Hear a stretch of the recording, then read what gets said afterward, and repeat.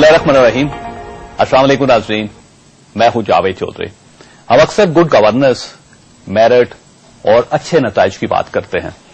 ये लफ्ज good governance media में इस कदर इस्तेमाल हुआ कि लोग अब इससे भी बेजार हो चुके हैं और ये हमसे पूछते हैं ये गुड गवर्नेंस होती क्या है।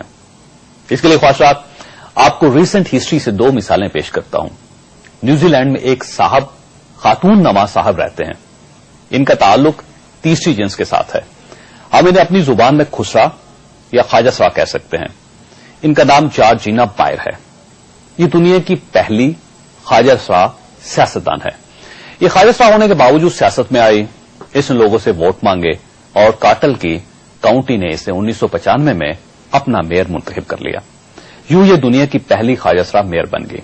ये 3 साल मेयर रही और इस दौरान इसने शहर के वो तमाम मसाइल हल कर दिए जो इससे कबल तमाम मर्द मेयर हल नहीं कर सके थे।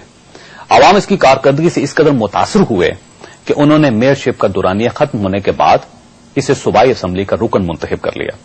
ये 6 साल तक सूबाई असम्बली की रुकन रही और इसके बाद 2005 में आवाम ने इसे कौमी असम्बली का रुकन भी मुंतखब कर लिया।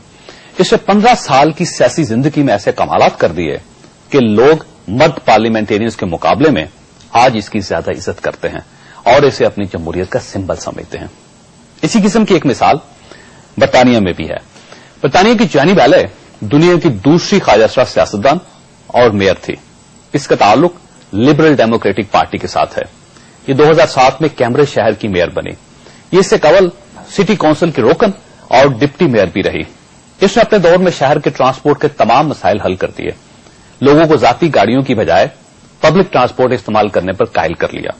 पार्किंग का मसला हल कर दिया, माहौलियात का इशू सॉल्व कर लिया और कचरा ठिकाने लगाने का मसला भी हमेशा के लिए हल कर दिया। और ये वो इशूज थे जो कैम्ब्रिज शहर में बरसों से हल नहीं हो रहे थे। यानी अपने कारनामों की वजह से आवाम में इस कदर मकबूल हुई या हुआ कि कैम्ब्रिज में आवाम ने इसे मर्द उम्मीदवार लीडर के मुकाबले में ज्यादा वोट देकर अपना मेयर मुंतखब कर लिया। ये दोनों मिसालें ख्वाहिशात साबित करती हैं कि अगर सियासतदान ईमानदार हो, इसे अपने काम से लगन हो, इसका विजन क्लियर हो और ये कुछ करना चाहता हो तो ये ख्वाजासरा ही क्यों ना हो, लोग ना सिर्फ इसे वोट दे देते हैं बल्कि इसे दूसरी और तीसरी बार भी मुंतखब कर लेते हैं।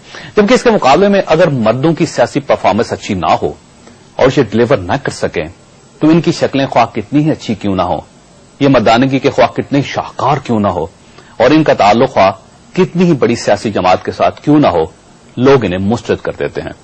साथ हुकूमत ने आज महंगाई के बोझ तले दफन आवाम पर रिफॉर्म्ड जीएसटी के नाम से एक नया बम गिरा दिया।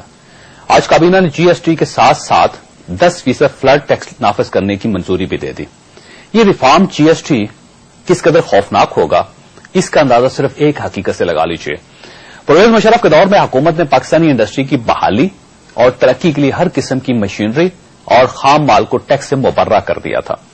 इस टैक्स एग्जम्पशंस की वजह से पाकिस्तान की इंडस्ट्री को फरोग मिला, लेकिन इस रिफॉर्म्ड जीएसटी की वजह से ये टैक्स एग्जम्पशन खत्म हो जाएगी और पाकिस्तान में हर किस्म की मशीनरी और इससे वाबस्ता दूसरी चीजों पर भी 15% टैक्स लग जाएगा, जिसकी वजह से हमारी वो इंडस्ट्री जो डॉलर की कीमत में इजाफे, लोड शेडिंग और लॉ एंड ऑर्डर की खराब सूरत हाल की वजह से आखिरी सांसें ले रही है, ये मुकम्मल तौर पर बैठ जाएगी। इस टैक्स से टेक्सटाइल, ज़राअत और कुदरती गैस और तेल तलाश करने वाली इंडस्ट्री को शदीद नुकसान पहुंचेगा, जिससे जाहिर है बेरोजगारी में भी इजाफा होगा, जबकि इस्तेमाल की आम चीजों की कीमतों में भी 20 से 25% इजाफा हो जाएगा। हुकूमत की इत्तेहादी जमात एमक्यूएम ने आज इस फैसले को मुस्तरद कर दिया है।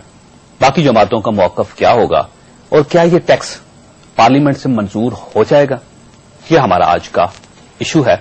हमारे साथ रहिएगा।